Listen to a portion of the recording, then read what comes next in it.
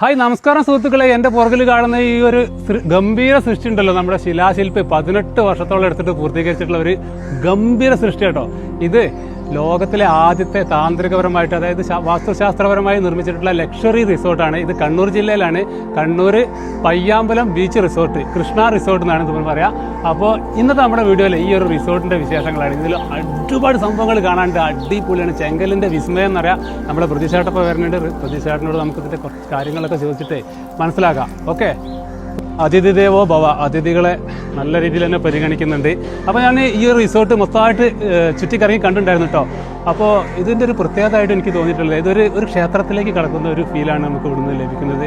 ഫുള്ളായിട്ട് വാസ്തുശാസ്ത്രപരമായിട്ട് അതിൻ്റെ കണക്ക് പ്രകാരം ആ രീതിയിൽ ചെയ്തിട്ടുള്ള ഒരു റിസോർട്ടാണ്. നമുക്ക് ഇവിടെ കയറി ചെല്ലുമ്പോൾ തന്നെ ഇതുപോലത്തെ ഒരുപാട് നിർമ്മിതികൾ, അത്ഭുത നിർമ്മിതികൾ, ചെങ്കലിൻ്റെ കാണാൻ അത്രയും, ചെങ്കലിനൊക്കെ ഇഷ്ടപ്പെടുന്ന ആൾക്കാർ ഒരു പ്രാവശ്യമെങ്കിലും ഇവിടെ ഒന്നൊന്ന് കാണാനെങ്കിലും ഒന്ന് വരണം കേട്ടോ.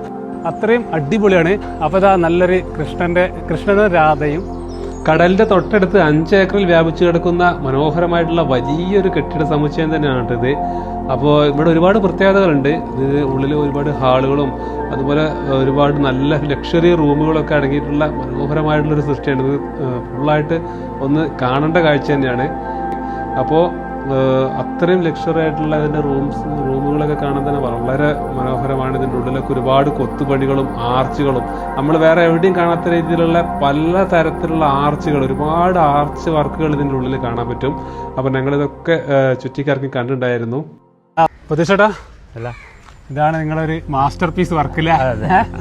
ഇതിന്റെ ആർച്ചൊക്കെ ഒരു പ്രത്യേക രീതിയിലാണ് ചെയ്തത് അല്ലേ? ഒരു സാധാരണ കാണാത്ത ആർച്ച്. ഡിസൈനൊക്കെ എങ്ങനെയാ ഡിസൈൻ കട്ട് ചെയ്ത് കൊണ്ടുവന്നിട്ട് ഇവിടെ ഫിറ്റ് ചെയ്തതാണല്ലേ? നമ്മളെ ഫാക്ടറിയിൽ നമ്മൾ ഇന്നലെ കണ്ടിട്ടുണ്ടായിരുന്നു, ഫാക്ടറി കണ്ടിട്ടുണ്ടായിരുന്നു. അവിടുന്ന് കട്ട് ചെയ്തിട്ട് ഈ രീതിയിൽ കട്ട് ചെയ്തിട്ട് കൊണ്ടുവന്ന്. പക്ഷേ ഇത് നിങ്ങൾ 18 വർഷം മുന്നേ തുടങ്ങിയ തുടക്കത്തിലൊക്കെ ഇത് മെഷീനും കാര്യങ്ങളൊന്നും ഇല്ലായിരുന്നില്ല, ഹാൻഡ് വർക്കായിരുന്നു അല്ലേ? പിന്നെ ലാസ്റ്റിലേക്ക് മെഷീനിൽ വെച്ചിട്ട് ചെയ്തത്. ഓക്കെ, നല്ല അടിപൊളിയായിട്ടുണ്ട്.